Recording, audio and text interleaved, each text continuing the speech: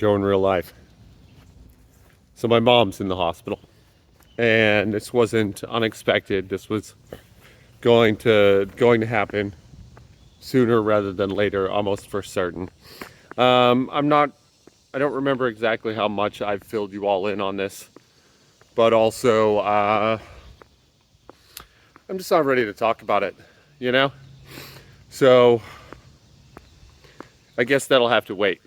Um, I'm gonna hit my minimum. I'm gonna go hit my minimum and see what happens later today. Stay tuned. My mother's big sister drank herself to death. I don't know exactly when this happened, but my mom was young, for sure. She also had two brothers that died young. One a suicide, one an accidental death that people are pretty unclear about. But both were alcohol and drug related. And that's on my mind today. It must have been hard for her. It must have been hard for my grandparents and the rest of the family too. But my mom's in the hospital, so I'm focusing on my mom. It's in the family, you know, it was prevalent. Weird, my grandparents showed no signs of addiction. I mean, my grandfather drank, but he also, I never saw him drunk, ever, you know? And he drank very infrequently. And you might be thinking, well, you were a little kid, you know? Like, you could have missed it. Sure, I could have, but I grew up in an intensely active addiction household. My eyes were open to that sort of thing. Yeah, I could have missed it, but I like to think I would have seen it, you know, if it had been there. Suffice, it's in the genes, right? Like, at least in part, certainly it's a habit, behavioral routine that you can learn. Why not? But if it's in your blood, it's in your blood, and that's just that, you know? She struggled with it every day of her life that I know about. I think she had me when she was 20 or 21 years old, which would, maybe 22, it's hard to say for sure, which would put her at 67, 68. And I never known her not shackled, fettered to a chemical or another. Never much of a drinker, although at a young age, a bit. But first the cocaine, and then the opioids, and the benzos, whatever else she could coerce a doctor into handing her way, which was easy enough. Not that it was necessary. Pills are readily available. Our entire nation struggles with this. I said I wasn't ready to talk about it, and I'm certainly not, but ready or not, here I come, right? I mean, talking about it's what I'm doing. We're 3 minutes into an 11-minute time lapse of my front squat. I can't lift today. My heart's too heavy. The minimum's the minimum. It happens. It can't not happen at this point.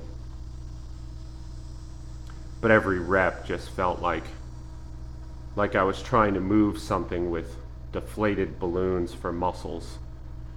And I'd like to argue the worth of that, because I certainly believe there is worth to it. But I don't have the energy to even argue. I'm sad, you know? My mother is an awesome person.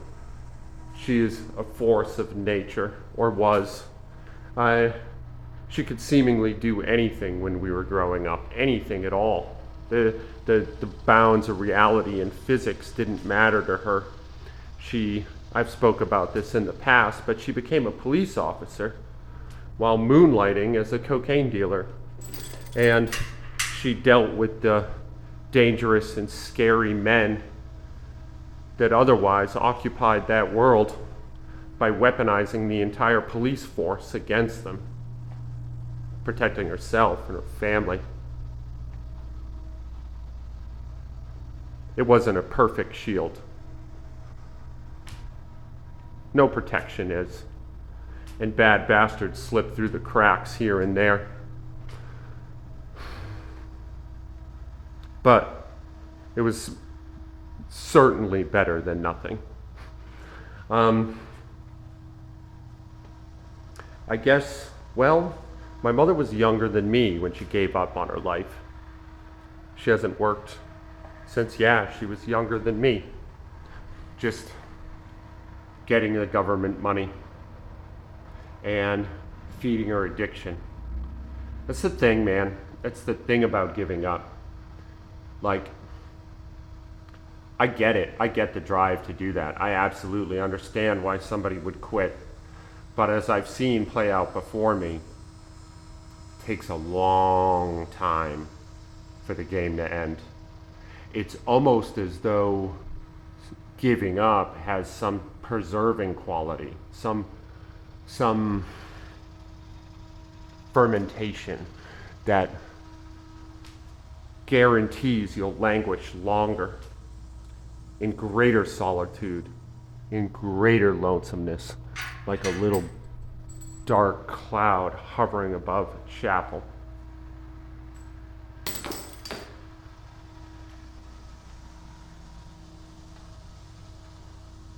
I wish I could lift her from this. I wish I was a better son. I know that my mother's actions and behaviors are informed by her history as surely as I know that's true of mine. And I try to fight back against that. I try to be better than what my conditions dictate I should be.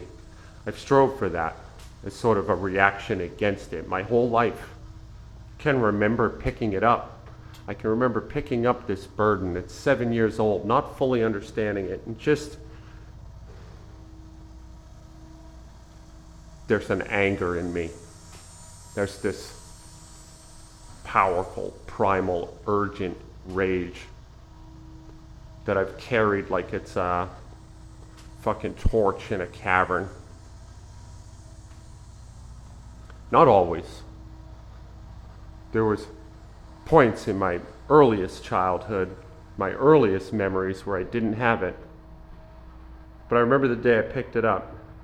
I remember the day at school when I'd had enough and picked it up. And since that day, I've never put it down. I carry it in my sleep. And she taught me how to do that, you know? And I want to be clear about this because it's important. That's a toxic thing I do. It is not good, and it would be great if I could stop. But I also want to be clear about this. There is no way I can stop. None. None at all. No chance. It's a part of me.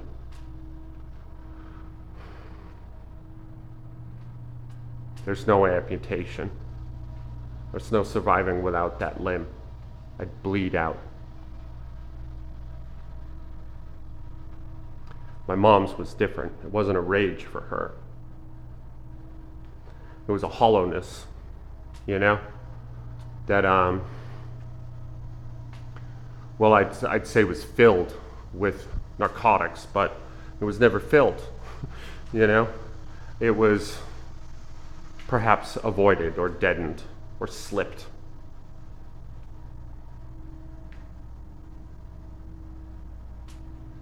It was about the time where my brothers and I were all graduating high school that she truly surrendered. Just stopped trying to put anything together. Just stopped trying to get around in the world. Given up. And there are tons of stories as to why, and maybe not even all of them are wrong, you know? Certainly her health wasn't great. But she also did literally nothing to improve her health. And she's had decades. She'd see doctors, of course. And then getting the drugs, immediately disregard their advice. I don't know why I'm saying all this. I haven't prepared it or curated it in any way. I'm just talking. I'm just saying what's in my head, you know? And it's not coming out great, and I know that. I'm sad right now. I feel a heaviness, a slowness of body and mind. And I know from long experience that this will click over into rage soon. I can hear it in my fucking voice right now. I can feel it in my blood as I name it.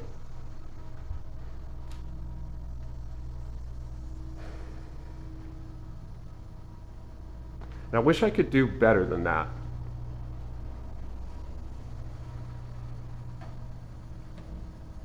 But it's instinctual, automatic. A shift in me that all its paperwork was signed and submitted decades ago. I love my mother, but I am mad at her.